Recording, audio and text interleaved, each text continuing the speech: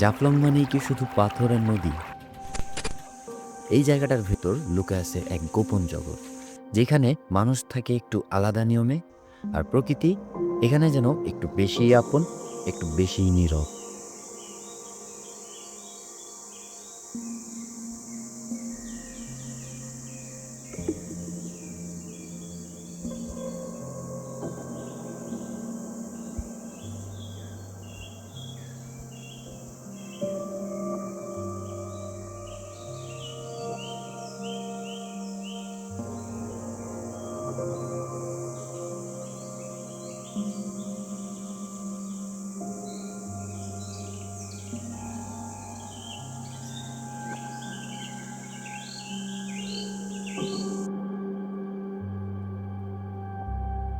আসসালামু আলাইকুম, আশা করি সবাই ভালো আছেন।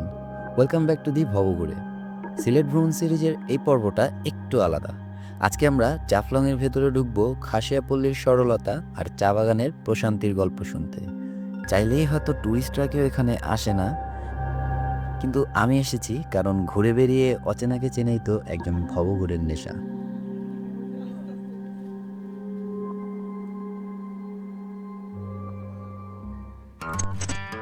যদি আপনি সিলেট সিরিজের দ্বিতীয় পর্বটা দেখে থাকেন, তাহলে নিশ্চয়ই মনে আছে ঝর্ণার পাশে দাঁড়িয়ে আমরা বলেছিলাম যদি আরও একটু গভীরে যাওয়া যেত।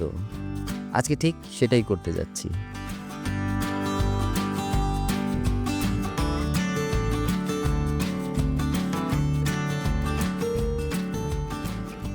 নৌকা থেকে নেমে ঘাটে উঠে একটা ইজি বাইক ধরলাম, গন্তব্য খাসিয়াপল্লী।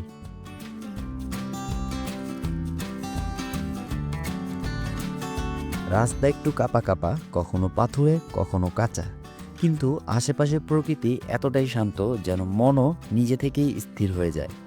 এই পথে চলতে চলতে আসলেই মনে হয় শহরের ব্যস্ততা যেন বহু দূরের একটা জিনিস।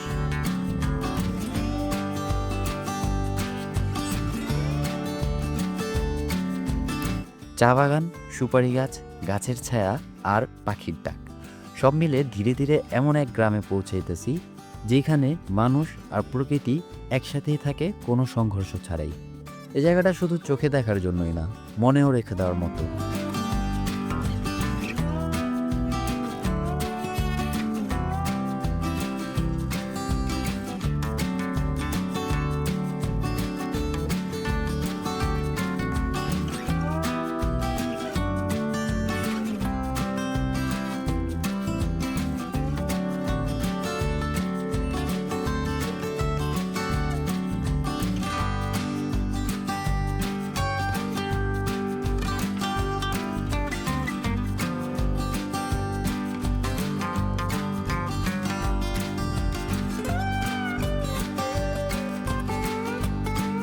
ইজি বাইক থেকে নামতেই একটা অন্যরকম ভালো লাগা কাজ করলো।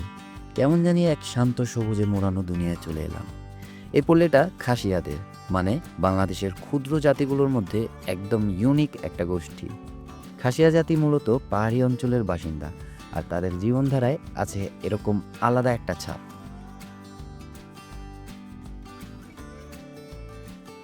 খাসিয়াপল্লীর একটা বৈশিষ্ট্য কি দেখতেছো?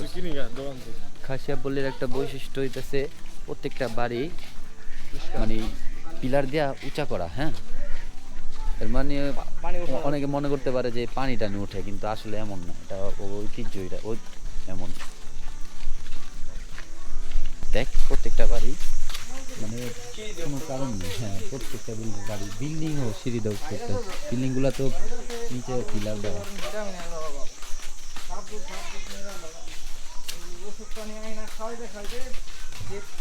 মনে হতে পারে যে প্রত্যেক মানে এখানে পানি উঠে এই কারণে বাড়িঘরগুলো এমনি বানাচ্ছে, কিন্তু আসলে এমন না। ওই সাইডে একটা দোকান দেখলাম, ওই দোকান থেকে কিছু কিনা টিনা খাই আর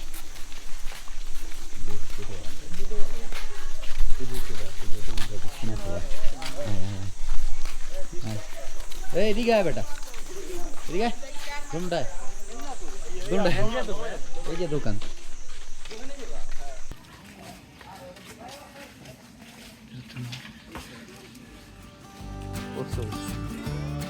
তাদের ভাষা, পোশাক, রান্না, এমনকি ঘর বানানোর স্টাইলও আলাদা। এখানে ঢুকতেই চোখে পড়লো প্রতিটা ঘর মাটির উপরে 2 থেকে 3 ফুট উঁচুতে বানানো।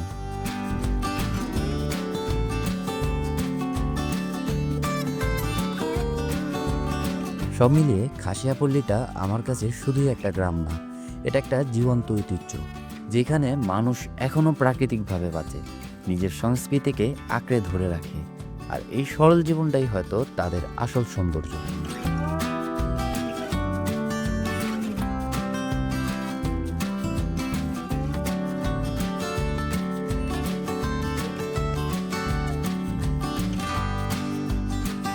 খাসিয়াপল্লীর ইউনিক ঘরগুলো পেছনে ফেলে যখন বের হলাম, রাস্তায় এক জায়গায় গরম গরম সিঙ্গারার গন্ধে ছোট্ট একটা দোকানে থামলাম।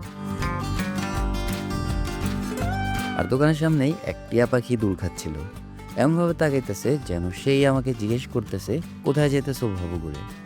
এই ছোট্ট থামাটাও যেন একটা গল্প, একদম গ্রাম বাংলার গন্ধমাখা।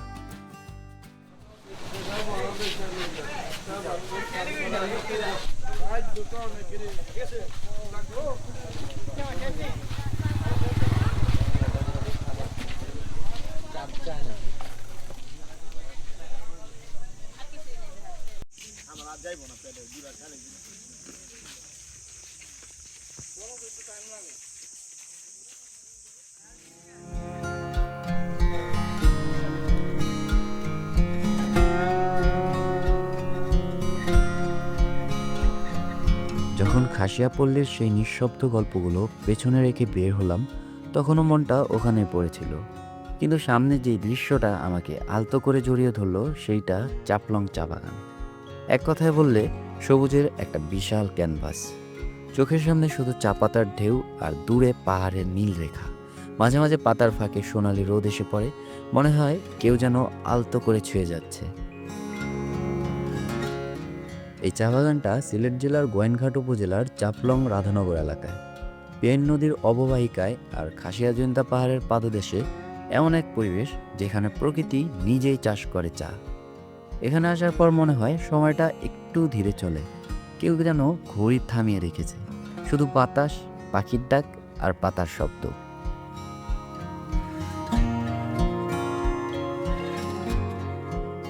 জাফলং চা বাগান মূলত বেসরকারি তত্ত্বাবধানে চলে, আর এটা কোনো টুরিস্ট স্পটও না।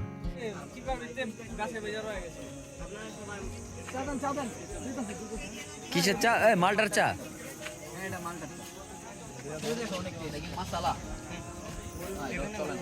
ঠান্ডা পানি খাবো আমি ভাই, আমার পানি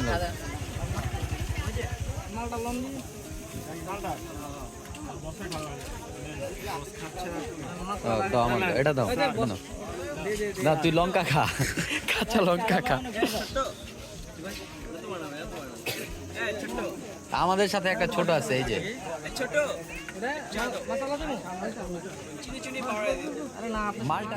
কিন্তু এখানকার প্রকৃতি, নীরবতা আর সেই ধোয়া ওঠা চায়ের কাপ সব মিলিয়ে এমন এক অভিজ্ঞতা তৈরি করে যেটা কোনো ফিল্টারে ধরা যায় না, শুধু মেমোরি হয়ে থাকে সারা জীবনের জন্য।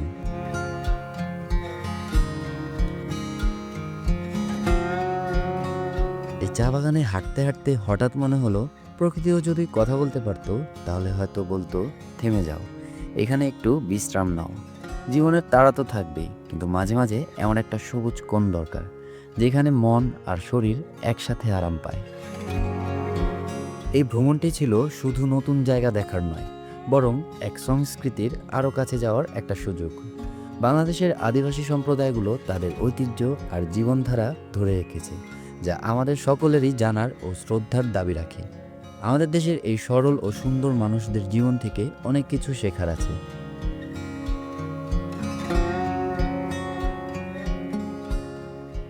পথ শেষ হয়, তবে যাত্রা থামে না।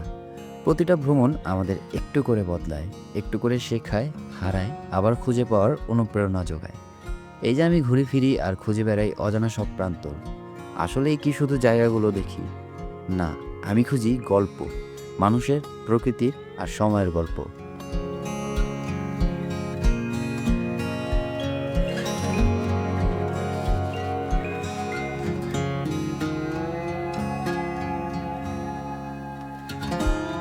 সিলেট ভ্রমণ সিরিজটা এখানেই শেষ, কিন্তু ভেতরের সেই ভবঘুরে এখনও হাঁটছে।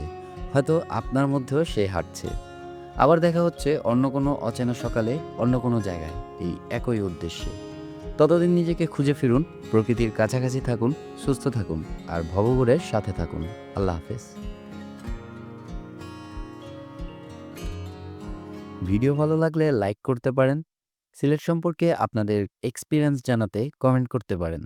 আর আমাদের সাথে এইসব পুরনো জায়গাগুলো নতুন করে এক্সপ্লোর করতে হইলে দি ভবঘুরে চ্যানেল সাবস্ক্রাইব করতে পারেন। Watch tower, watch tower, watch tower আমরা যখন এসেছি তো রেডি রেডি রেডি রেডি 1 2 3